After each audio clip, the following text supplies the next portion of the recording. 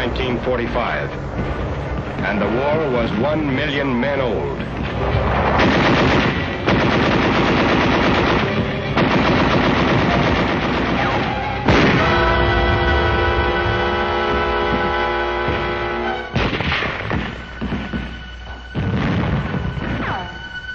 Hang on, kid.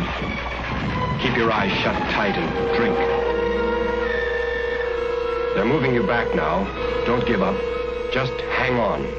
The road back is bumpy and maybe the pain blurs your eyes. But listen. The sound of battle grows dim. And now one question cuts clearly through the haze. Which man will you be? The one who gets hurt and dies? Or the one who gets hurt and lives?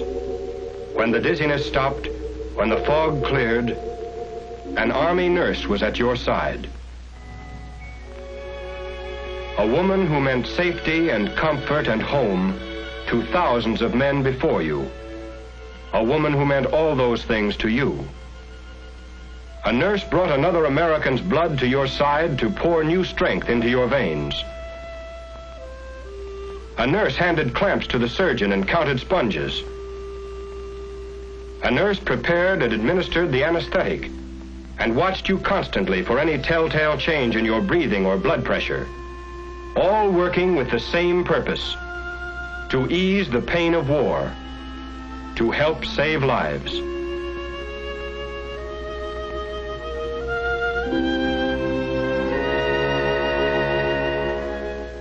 The preparation for the moment that would bring the Army nurse to your side began months before back home in the United States. After 3 years of professional schooling, the nurses were given 4 weeks of basic training. In those early days, perhaps the nurse wondered why she had to sit through seemingly endless classes and submit to rigid discipline. Often, while muscles ached and groaned, she may have wondered why it was necessary to take those long hikes or grope her way through a gassed area. Yet there were demands that would require of her perfect physical health and stamina, the strength to stand up under the rigors of combat nursing. 4 weeks of basic training finished, the Army nurse was ready to serve wherever the Army needed her most. She might have found herself stationed in a general hospital right here at home, or perhaps assigned to a mobile hospital unit overseas. After she arrived, she may have helped to build the very hospital in which she worked. For the field hospital or the evacuation hospital, like a circus, had to be able to pack up and move on at a moment's notice. Its primary function was to offer immediate surgical treatment to the wounded, and that meant following ever-changing battle lines.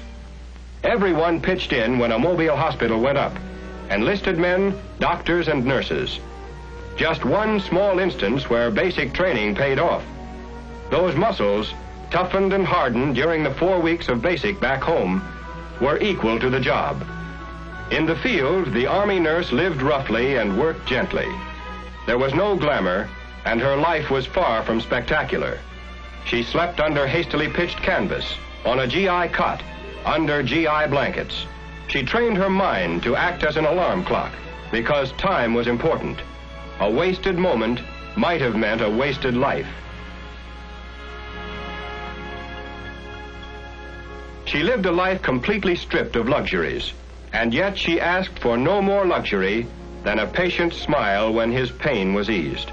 She ate regular GI rations the same as the rest of the Army, and often at irregular times.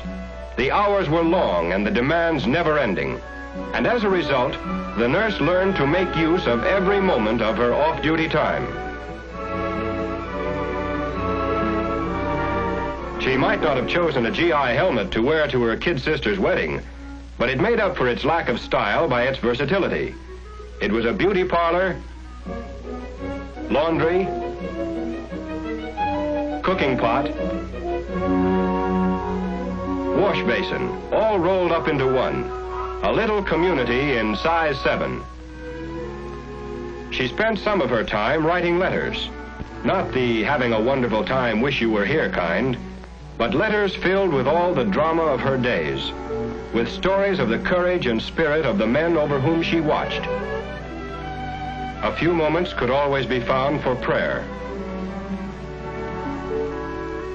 others for lounging about talking of home. She may have longed to wear the evening dress sent from home, but probably only had the chance to talk about it. Usually she wore olive drab or battle gray. Her uniform at all times was her badge of service.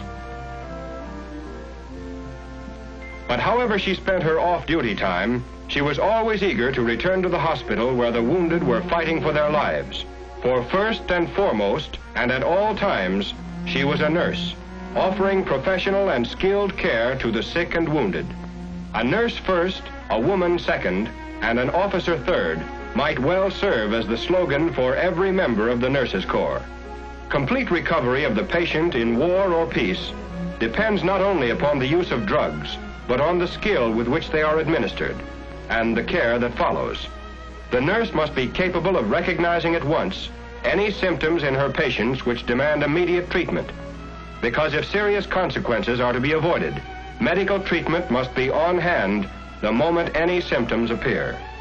Professionally skilled and capable, in her there is the tenderness of all women, of mother and sister and friend. Her voice and touch lend encouragement, instill hope. It's the surgeon who saves a man's life. It's the nurse whose tender care helps him to live.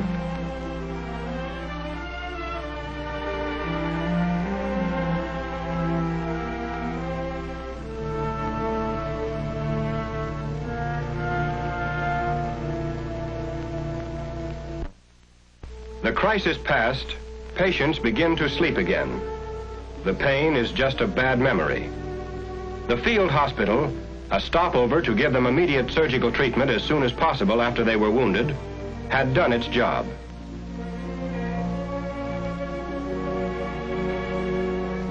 The evacuation hospital was another stopover on the trip back through the medical chain. Here, facilities for treatment were more complete than those of the field hospital. And here, too, the nurse played an increasingly important part in the vital period of treatment and convalescence. After 3 or 4 days, the patients were usually well enough for the trip back to the general hospital.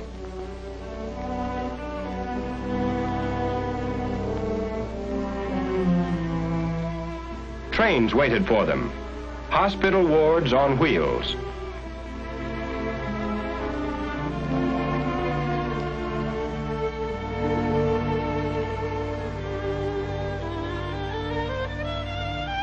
Each train carried, in addition to medical officers and enlisted technicians, 4 surgical nurses and 2 medical nurses, all of whom were on duty from 7 a.m.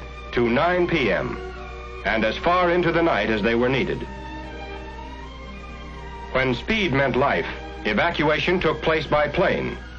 Because of these flying hospitals, men are alive today who otherwise would have died in the jungles of Burma or on the beaches of Normandy.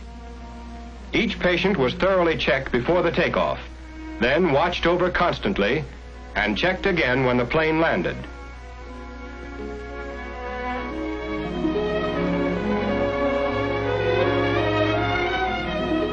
While in the air, the flight nurse was in complete charge, ready to handle every emergency and doing everything a doctor would have to do, except operate. Air evacuation was difficult and required specialized skill and training. The flight nurse had to be prepared for the unexpected. For the next moment, it might have and often did happen. At the general hospital in the theater of operation, other skilled teams of surgeons and nurses stood ready to take over where the frontline hospitals left off. Whether a hospital is under canvas out in the field or in a solid structure in a city, its routine, like the nurse's routine, doesn't vary, and its principal aim remains fixed: to offer the best possible medical care to the sick and wounded. Nurses sterilized the operating equipment, the surgical gowns and gloves, prepared drugs, laid out the instruments which the doctor needed for his next operation, and kept accurate records of each patient's history and progress. While in a civilian hospital, the ratio is usually 1 nurse to every 3 beds. In an Army hospital, it is always many times that number. To help lift the burden from the nurse's shoulders, Enlisted technicians trained in special schools are assigned to work under her direct supervision. One of her biggest jobs is to teach these technicians both in the classroom and in the hospital wards. This means added responsibility for the nurse, for although she has less personal contact with her patients, she has to direct the activities of the personnel assigned to her so that the treatment and well-being of her patients is assured. Relaxation and entertainment are an important part of medical treatment. To this general hospital overseas came an all-star show, and the Army nurse shared the fun with her patients, to whom the sound of laughter from home often meant more than medicine. Later on, she may have spent a few minutes with the star. And there were times when she herself was the star of the show, like this nurse, the first woman to land on Bougainville.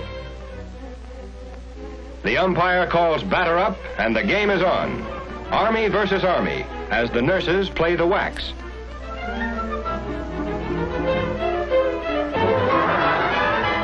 This infield will never play in the polo grounds, but one of their patients might.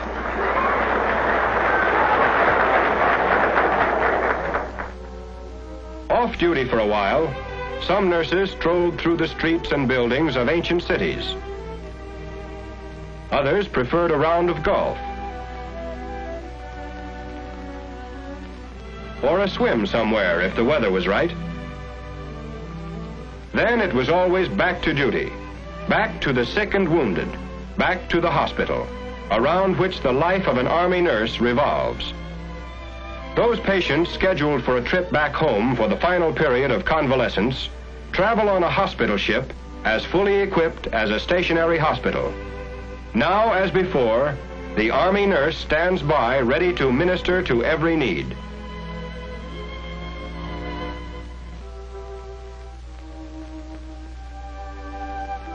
Next stop, a debarkation hospital.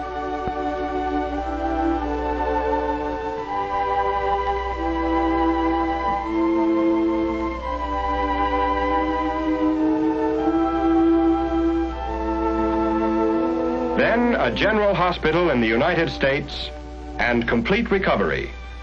And this is the end of the long chain of evacuation, the general hospital back home. Here the Army nurse works patiently with her hands, her head, and her heart. Here she gently guides men back to the way of life they fought to protect. Although she might have volunteered to serve overseas, although she might chafe at what she considered the inactivity of working in a hospital in the United States or Alaska or Panama, the Army nurse soon learned that a battle line was wherever a soldier was stationed. What words of praise can measure up to these women whose very lives are given to nursing sick and wounded men? 1 million sick and wounded men, back to life and health. And yet praise is offered. Long hours of tireless service were remembered and recognized. The Army nurse, decorated for bravery and valor above and beyond the call of duty.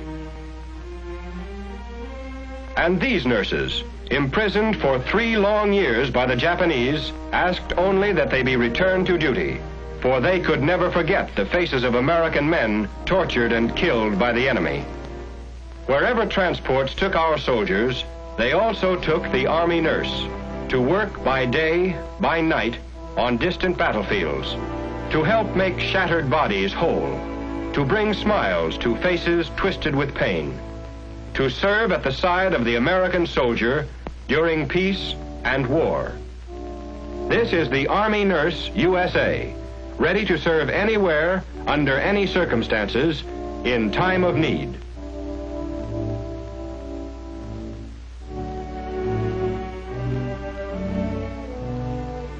During the past 4 years, 57,000 graduate registered nurses have served with the medical department of the Army.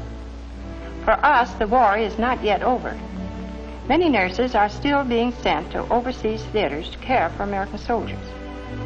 These are replacements for nurses who served overseas during the war. And the war is not yet over for many of our patients. More than 300,000 patients are in Army hospitals throughout this country, many of whom will be forced to remain there for a long time to come. These men are not asking for much. They have never asked for much. They are the most wonderful patients in the world.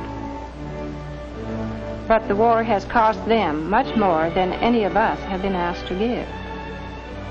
Army nurses seldom ask for much either. But today, they are asking you to buy a bond.